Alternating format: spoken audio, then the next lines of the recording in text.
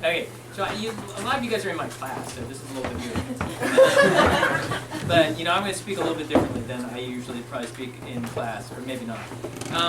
So, my name's Kevin Madsen. I teach history here at OU. Some of you know, some of you are taking my classes and stuff like that.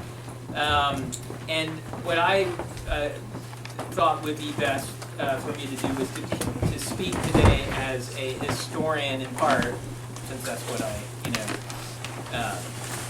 became, but also kind of a participant in DIY culture in the Washington, D.C. area during the 1980s. So I'll speak both as someone who was involved in these things at what I think is a very different moment from the moment you presently occupy, but also as someone who is looking back at this historically, but also looking back on his own participation in this. So, as some of you know, historians always deal with artifacts. So I got an artifact. I figured out what I could share as an artifact, and this is my artifact. This is something called a cassette tape. Okay, and I know that this is like if I held up a typewriter, which all the stuff that's within this is actually typewritten, that you would have the same probably reaction, which is like, oh, what is that? This is the way that we distributed music in the 1980s. This is the cassette holder, and this was the what was included. And if you see what this is it's basically like a regular 8.5 Xeroxed sheet that has been cut, individually hand cut, and then also actually what I noticed today as I looked over this also, in fact, hand numbered. This is number 47.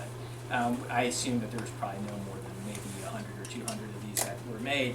And it gives an explanation as to what this is. This is what's called We Got Snow Station Compilation, WGNS, in Bethesda, Maryland, just outside of Washington, D.C. And it is a compilation of bands that include bands that most likely, if you've heard of Washington, D.C. bands, I'm going to list some of the bands here, you would never have heard of these people. Who here has heard of Minor Threat? Yeah. So here are the bands that I'll ask if anybody's heard of. Gray Matter? Oh. You're a hipster. Right? Bloody Mannequin Orchestra? Dag Nasty? Okay. Bloody Mannequin Orchestra, all the people two of the members of that band went into Dag Nasty, and Dag Nasty sucked. And I don't tell my friend that. Let's see, who else we have? Blue Cross, I assume you never heard of it, it was a joke band. Gang of Intellectuals, a band that's maybe the best of all times, Don McKean and Mao. I assume none of you have heard that. And my own band, which was called Hate from Ignorance. So what you have here is a classic artifact of 1980s DIY culture. If anybody, does anyone want to see this or look at it? I'm happy to pass it around. I do want to get back. And for us, this was we never imagined that we would do vinyl. Vinyl was absolutely out of reach. A cassette tape, you could go into the fucking drugstore and buy 7 or 8 of them, go home, dub them, and then basically use the mailing system to get them out to people who maybe didn't live close to you. And in some ways, it's not that different from, I think, most people's experiences with the dreaded Amazon, which is, that the mail systems actually facilitated us to be able to distribute these things outside of the area that we were producing the music. But I will say that most of the stuff that we were doing was being sold at shows, not through the national kind of quasi-alternative distribution network that existed in the 80s. I think as I looked at it, it was fun to look back at it because it's like kind of looking at what stuff you did when you were 16, 17 years old. To me, I look at it and I think, wow, this is a remarkable personalized form of culture within a day and age that was seemingly incredibly impersonal, if that makes sense. It was kind of like craftsmanship. It was hand cut. All that sort of, you felt like you were getting something that someone else had produced rather than some sort of machine had kind of churned out in a kind of mass-produced way. If any of you have read one of the more important kind of cultural theorists of the 20th century, Walter Benjamin, he has a famous essay about art in the age of mechanical reproduction, in which art loses its aura because it's become reproduced so much like a machine. And you know, that I think was an attempt. I don't think we were aware of it, but as I look back on it, it's clearly something where you don't feel like it's mechanically reproduced, though it is. I mean, we're relying upon, you know, cassette duplication. But it has a kind of feel to it that is a little bit more personal, I think, than the stuff that we got, usually that we were force-fed by what we would call the culture industry. And so, you know, I look back at it and I think, oh, wow, you know, this is kind of like unique and kind of cute and all that sort of stuff. But, you know, one thing about the DIY culture of the 1980s, we did this stuff just simply, and I think this is perhaps true for you guys, although I think it's different. We did this really out of necessity. There was no other way that I'll play you the music that we were playing, right? Now, one of the things that you're going to notice, I'll just play you 2 examples, and we can just listen to 2 of the bands that were associated with it, is this is not the DC punk culture that you probably are aware of. If you've heard Minor Threat, you're going to hear bands that were basically like kind of anti-Minor Threat. So we were like a step down below Discord, right? We had no idea that we were going to be able to you know, be able to produce our music other than in this kind of cassette version. So can you play so the first band that was on this, that I think was the central band, is Bloody Mannequin Orchestra. And we'll just Would listen you sing the Neighbor song with me now? This is Bloody Mannequin Orchestra. Which I don't think, like, I mean, I think you can hear the derivative of like punk, but I don't think you're going to hear something that sounds like the Minor Threat.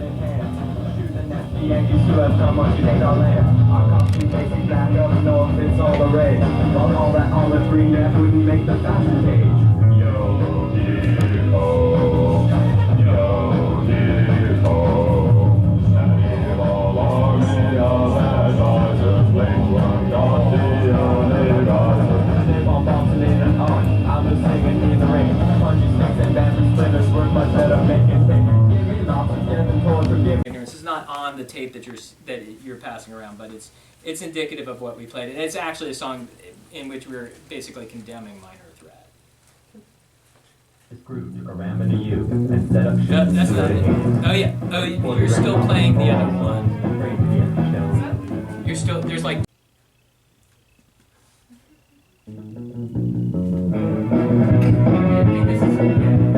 This is the song. So I mean, again, you know, this is not thrash music. I mean, it's still punk influenced, but it's not thrash music.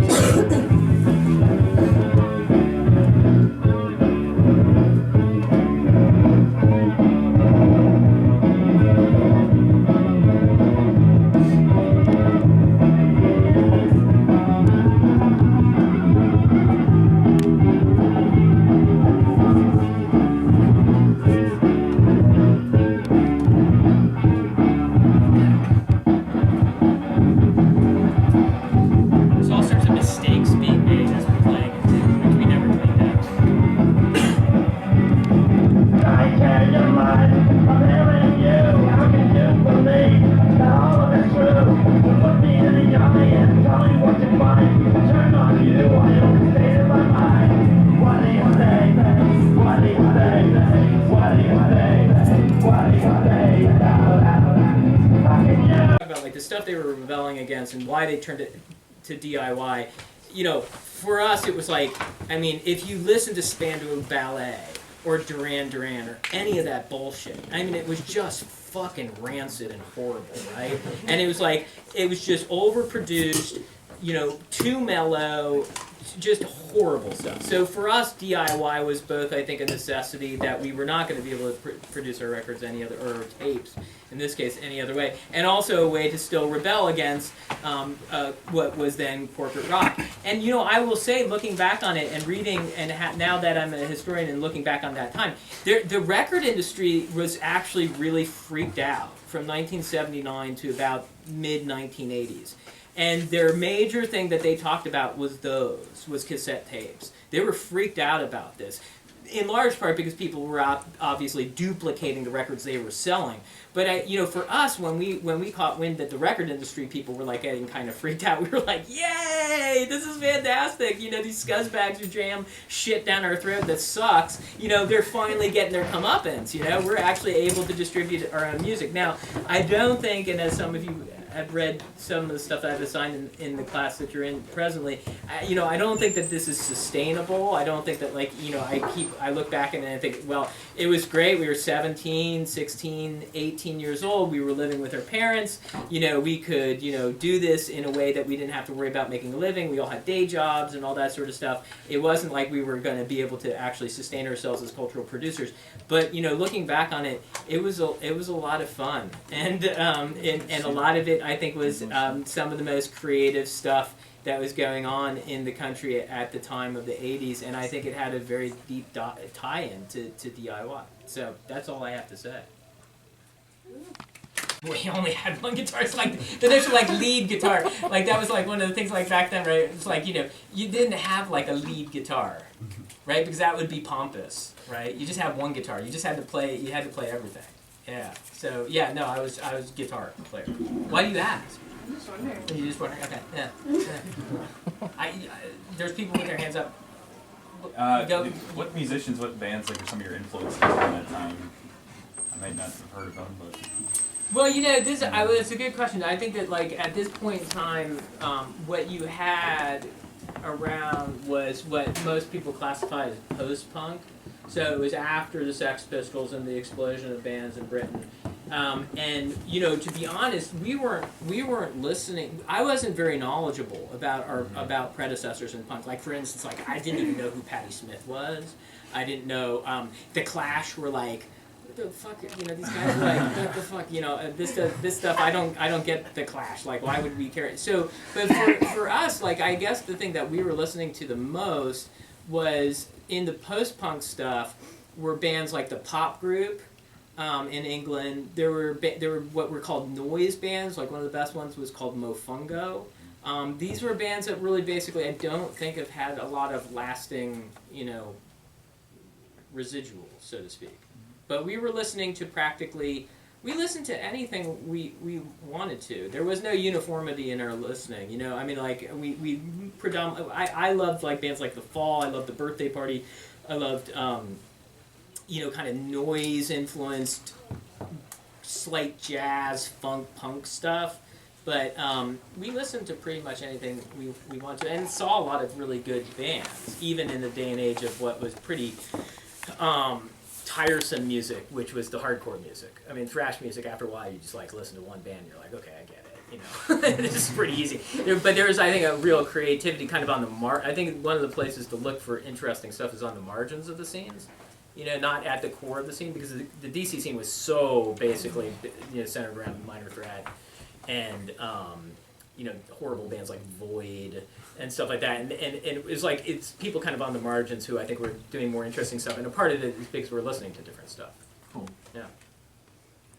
Yeah. Was Squeeze from the 1980s? Yeah.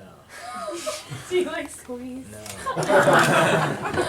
No. I mean, there was that. I love Squeeze. Well, there was a lot. You're talking about kind of stuff that was influenced by ska. What some people would put into the category of ska. Yeah. I mean, look, there was better ska than Squeeze.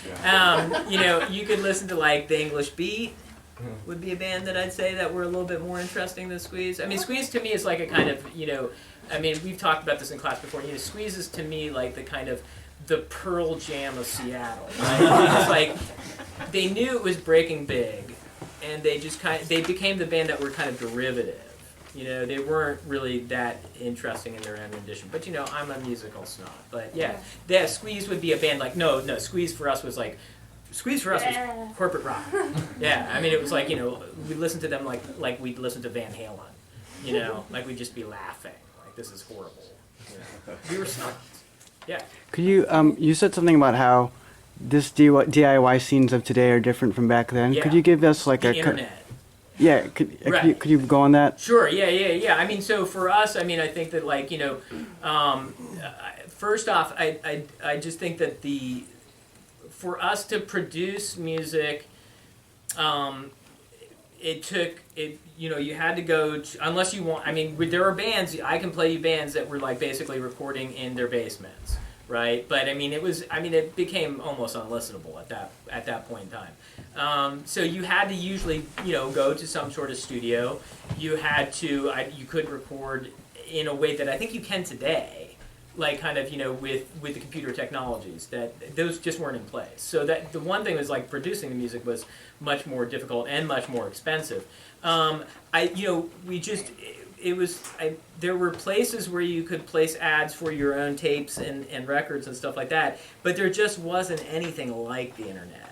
And you had to go, I hate to say this because I know this makes me sound old, but I'm old, and you had to go out of your house, get on a bus, drive somewhere, and go to that record store that you had to carve out 4 hours of your day to go in, to talk to the guy behind the counter to say, look, I'm really interested in bands like the Pop Group and stuff like that. Has anything else had come out, that I don't know about? And have those conversations. Flip through the zines, and I brought in like an example of zines that we were producing at this point in time. I think it looks very similar to the stuff that you guys have on the tables out here. You had to go through this stuff to figure out what was going on. You had to talk to people who were in the store. It makes me sound like I'm saying you had to walk through 15 feet of snow in your bare feet to get to school. But to a certain extent, it did. I think there's something very different from the experience of doing that and clicking on, I like this, in the safety of your home, and go to something else that you like. And that just didn't exist. It took a lot more effort, and I don't want that to sound. I think that some of that is just the historical reality. We would be doing probably what you guys are doing now, but it did take effort, and it took I think for me, like the punk stuff was like so when you engaged in it, I look around at some of you, less so some of you, but some of the people who like at OU who I like say, oh, you look like what I look like, right? You have like the funky clothes and the dyed hair and all that sort of shit. And I think and I don't want this to be taken the wrong way, but when we did that, we got the shit kicked out of us in high school, right? I mean, we went into high school, we were like being constantly hassled.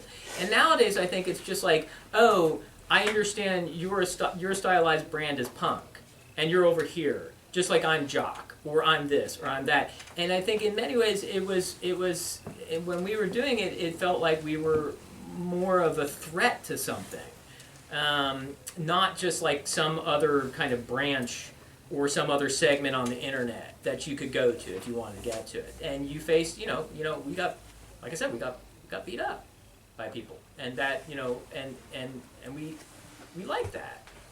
we enjoyed the hostility. That's what we wanted to generate hostility. We wanted people to like, to fuck with people who were like in the so-called mainstream. And so I just think that's very different from a generation of your own where the internet is, you've got so much out there that you can get so fast that it's just not at all the experience of the DIY stuff in the 80s. Does that answer yeah. You had your hand up, Mark. You wanted to ask, or did someone? Okay. Would you agree that the word scene has become bastardized since the 80s? What does it mean today? Scene, in my high school days, there was a fashion. A fashion. Yeah, and like, if you were a scene, that was something laughable. Like, the term DIY now means scene. Why do you think that's changed? Is it just marketing? I'm confused. Wait, say that the first part. It was the San Francisco-based magazine that was like the heftiest publication. It was like, and it started in '82. It had roots in a radio show that went further back than that. And they would have what they would call scene reports. They still do. They still, yeah, no, it's just like, I can't. The head editor's been dead for like 10 years. Yeah, it's still around, and they still have scene reports. It's still around. They still have scene reports. Okay, so like, oh, that would be fascinating to me. Like, what do those look like? It's the same. Similar, yeah. Like international scene reports and stuff, yeah. Right. Yeah, they have more international than they used to, but it's pretty similar to how it was. It's like pretty similar. So for me, I think the one thing that I wonder about is with what might be different is that I actually think that when people talked about scenes in maximum rock and roll during the '80s, not today, they would say that the scene had something to do with, and I'm doing research into this now, and I think where I see an interesting parallel or something that is getting at what Mark might think is different, is that I've been reading a lot about the Detroit scene of 1969, which centered around bands like the MC5 and the Stooges, and the person who was using that language the most was a guy by the name of John Sinclair, who was also the creator of what was called the White Panther Party. And what he talked about in terms of a scene was that there were identifiable institutions, so like places to perform.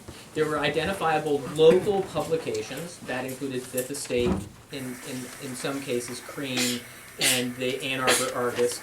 And these were mechanisms to control and to keep local something that was local by nature, and it was about community control over the cultural institutions that produce things. Like for me today, are the scenes people who are actually producing their music through local avenues of so that's what, if that's the case, then that's remained the same.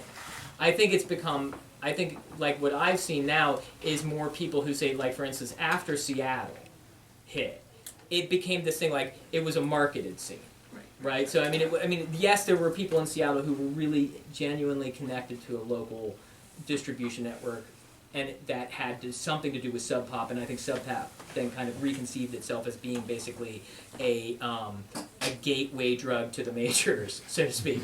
And so what I think scene meant, and this might be my romanticization and ignoring, I just don't listen to this stuff anymore. I don't read Maximum Rock and Roll any longer. But for me, I think scene then meant something about exerting local control over cultural production in a way that I don't think after the day and age of Seattle, even though I'm sure there are people who still have their heart in the right place and are still trying to do this, I think it's become much harder to make a scene into actual about local community control.